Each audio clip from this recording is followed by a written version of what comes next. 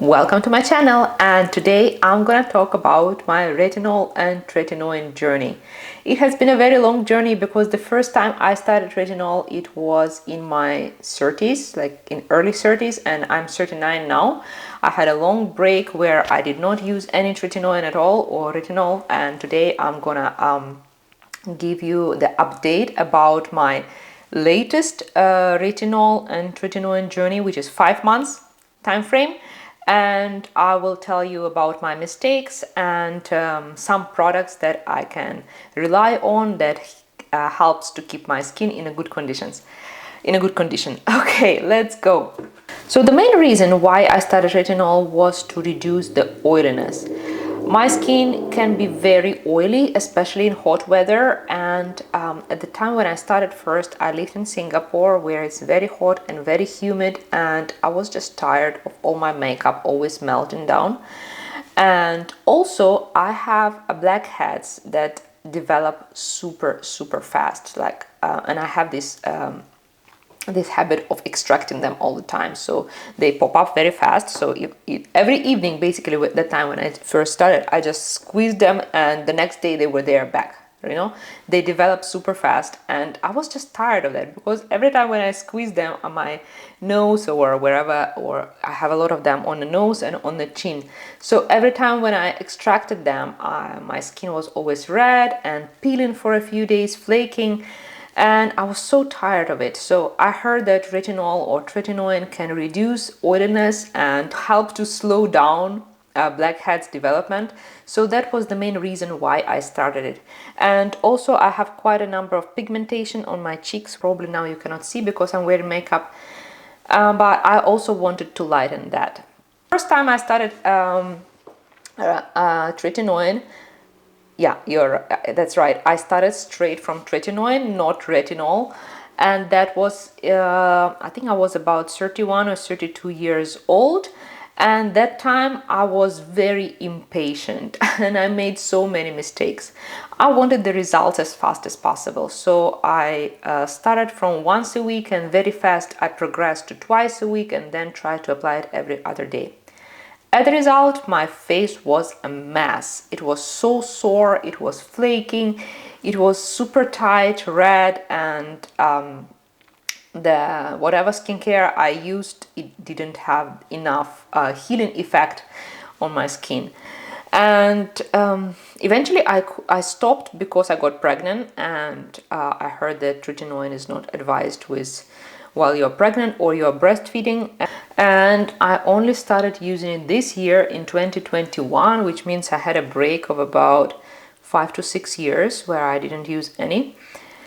And again, I started it for the same reason, because I was tired of these blackheads on my nose and chin and oiliness and hyperpigmentation. And this time I decided to take it slow, finally. So I started with retinol, and the first product that I used was the ordinary retinol 0.2% in Squalene.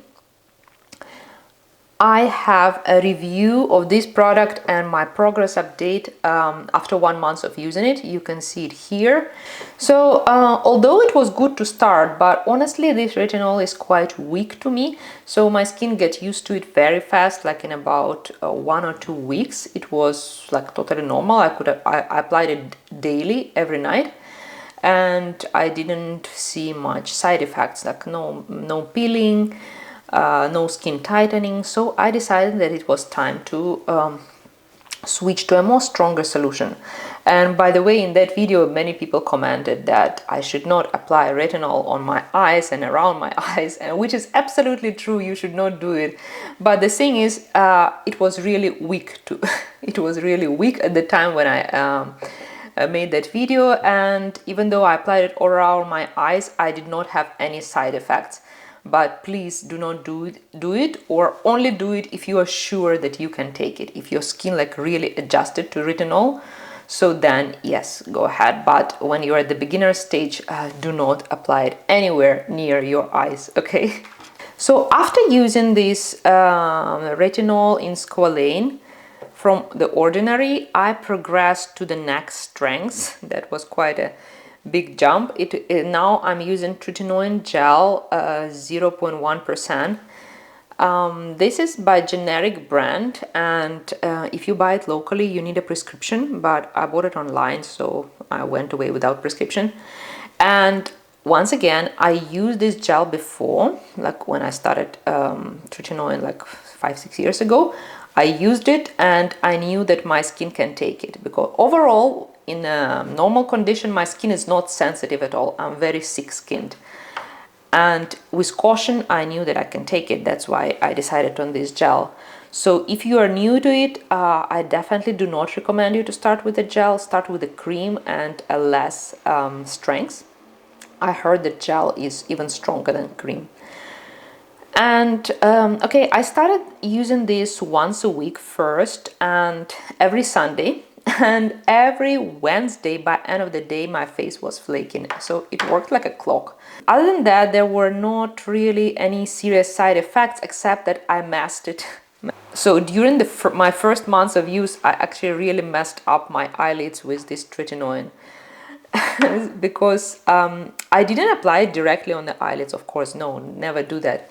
But I applied it around the eyes, and then I didn't wash my hands, and I continued to apply the eye cream. So I think there was still some tretinoin left over on my fingers, and so when I spread it all over my eyelids, and then they become very itchy and creepy, how we call that, like you can see, like they were so dry, like a paper. And it lasted a long time. It lasted me almost 1 month. So I even stopped using tretinoin at all for like 3 weeks. I was waiting for my eyelids to heal because they were super itchy. It was uncomfortable and swollen, and I tried a number of eye creams, but the only thing that helped me is Dr. Jart's Ceramidin cream. And that is not the eye cream, it's just a general face cream. So I applied it all over the face and on the eyelids as well, and in 5 days they were fine. So be very careful when you apply tretinoin around the eyes, okay? And after that, I increased usage of this tretinoin to 2 times per week. And then even I tried to apply it every other day, but that time it didn't work very well for me. So although I didn't experience like anything extreme, but my skin started feeling sore, and I did not want to do that. So I go back to using it twice a week. And right now I'm actually pretty slow on this, so I use it every 4 to 5 days. When I feel that my skin comfortable, then I apply it. So I do not have any specific day of the week when I use it, because sometimes, let's say I use it on Sunday and my next schedule is on Wednesday, but if my skin is not ready, so I'm not gonna apply it on Wednesday, right?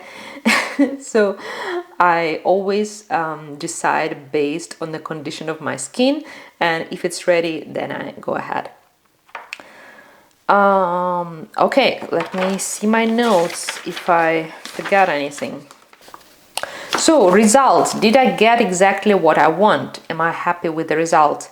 Well, yes, to some extent. The oiliness definitely reduced. So now my skin is more like in a normal condition. It's not dry, it's normal, I would say. And the blackheads, although they are still there, I still have a lot of blackheads here and on my chin, but they're much smaller, and I do not need to extract them every few days, so I can literally forget about them for weeks. So sometimes I still, not that I have to do it, it's just that I have this habit, like when I see a big blackhead, I just cannot keep my hands away from it. I know it's not the right thing to do it, but that's just what I do, okay?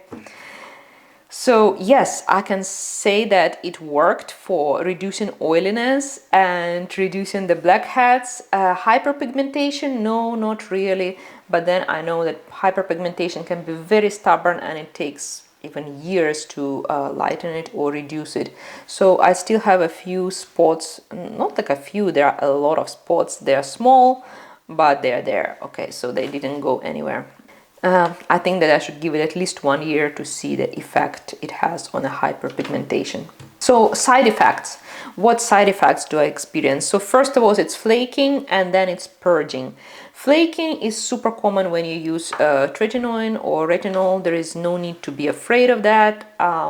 It's gonna happen anyway. So basically every 2-3 days after you applied retinol or tretinoin, your skin will start separating and the top layer and flaking off. It's totally normal, and one suggestion that I can give you to help ease this period, so do not try to get rid of this dead skin, like, because sometimes when we feel this dead skin on like flaking skin, you want to use some scrub or a peeling to remove it. So please don't do it, because this will irritate your skin even more. I used to make this mistake in the past when I just started. I used peeling gel. Yes, it did help to remove all these flakes, but then it also exposed the parts of my skin that were not ready yet. So the skin looked quite like raw and red under that in those areas. So do not do that. So instead, when you feel that your skin is flaking, so try to be as gentle as possible. Use a lot of moisturizing and ceramide skincare. Ceramides are actually your best friend when you are using tretinoin or retinol. They really help to restore the skin barrier and help to heal the skin. Another side effect that you may experience is purging. In a non-scientific term, purging means that getting more pimple than usual in the areas of your face where you usually have acne. So for me, it is a forehead. The rest of my face stayed quite clean, but the forehead, wow, I never experienced so many pimples ever since I started tretinoin. And only recently it cleared up a little bit. So I think maybe it's because of the skincare products that I used. So I will show you a few products in the end of this video that I can recommend. But if you experience purging, you just have to go through it, okay? There is not much you can do. You can use a spot treatment or something anti-inflammatory, but try not to dry out the skin. Here is a couple of advice that I can give you if you are starting on tretinoin journey. First, be extra gentle with your skin. So commit to using only the skincare that is very, very gentle. First, you need to use gentle cleanser. So if possible, do not wash your face in the morning with a cleanser at all. If you feel that it's a bit oily, then you can use a gel cleanser. They are the most gentle for sensitive skin. So the gentle cleansers that I use right now, this is Function of Beauty gel cleanser. It's very, very gentle. Another one is ByBi milk cleanser, another my favorite. I use it every day nowadays. In the evening, gel cleanser is not enough for me because I use a full face makeup and I need to use something foamy. So in the evening I use the eye makeup remover first, then followed by the cleansing oil or balm, and then I use a foam cleanser. On the days when my skin feels okay, like normal, not flaking, nothing, so then I use my cleanser with Foreo Luna, and this is the cleanser that I'm using right now. It's a very gentle Japanese cleanser, Orbis U Wash. On the days when my skin feels a bit sore, I use the same cleanser but without Foreo.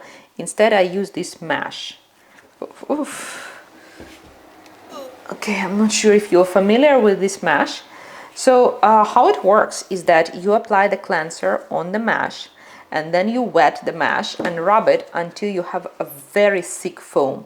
So Japanese cleansers are known for this very thick, spongy foam, and then you apply the foam on your face. So by doing that, you do not have direct contact between the cleanser and the face, and that is what helps to prevent drying out the skin. So you only massage your face with the foam, which has this very cushiony, soft feeling. I love that. Another product that I highly recommend for sensitive or damaged skin is Stratia Liquid Gold. So please excuse the bottle, it's totally masked. All the letters like got removed. So you cannot even see Stratia name here, but it has this yellow color. So when you just start, the bottle is all yellow. And this stuff is great. It's packed with ceramides and niacinamide and oils, buckthorn oil, I think sea buckthorn oil. That's what gives it this yellow color. It has a great effect on damaged skin, so I definitely recommend you to stand by this. Another product that I recommend that I use daily, and I finished actually the whole tube. This is a second tube. It's actually a mini version. Is Dr. Jart's Ceramidin cream, and it is really good for restoring skin barrier. Oh yeah, I mentioned that just recently my forehead got cleared. Before that, like for 3 months, I had pimples after pimples after pimples. And I think that maybe this is because of using this product. It has niacinamide in it, and actually it's meant for brightening, but I didn't notice much brightening. But what really happened is pimple just got less, and well, you can see that there used to be on my forehead, and now it's like 99% free. I have like one spot here, one spot here. Those are the fresh one. The rest, they're just gone. So I think it really works. Another product that I can recommend for calming redness is this iUnik Centella Calming Gel Cream. It is great to reduce overall redness if you feel like your face is a little bit like sore. It helps. And of course, sunscreen. When you are using tretinoin or retinol, you need to use a sunscreen every day, regardless of what's the weather. So my favorite sunscreen is Bior. There are a few of them. I like most of them, but this is the one that I use most often. This is Bior UV. I can never pronounce this word. Etzlism. Can you read that? So this is my favorite. Obviously doesn't have any white cast, just like any other Bior cream. It has a bit of dewy finish. So if you are not a fan of dewy finish, then you can use, then you can look for the same red sunscreen, but in a bottle, and it's called Milk. So that one has a matte finish. And on a days when I'm lazy to wear that sunscreen, I also use this VT Sun Packed. It looks like this. It has a consistency of the stick, but you apply it with a puff. See?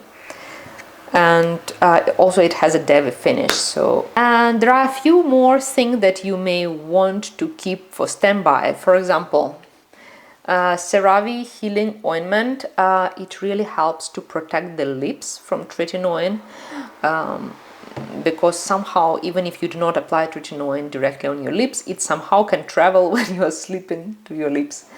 And it happened to me in the past that lips were really chipped off and dry, but ever since I started using this, no, I don't have this problem anymore.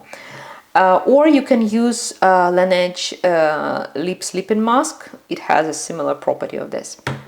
Another thing that you may want to stand by is this La Roche-Posay Cicaplast Balm B5. Fortunately, I didn't have a chance to use it on my face, but I had eczema here on my fingers, and I applied it and it was dry the next day. So it really helps to calm down and reduce the inflammation, irritation and redness. Products that I do not recommend using, I will not tell you the names, but in general, avoid using any scrubs, exfoliators, any acids, and even clay masks. No matter how gentle they are, they still dry up the face a little bit. So if you want to use the clay mask, just make it very fast, like 5 to 10 minutes. In general, like, avoid anything that can cause exfoliation or drying out the skin. And by the way, I'm also testing one more skincare line. This is a samples mini versions, and this is also packed with ceramidins, and this is from Begins, the brand created by Jung Samul. And if I like this one, I will definitely let you know. All right, thank you so much. And if you found this video useful, so please subscribe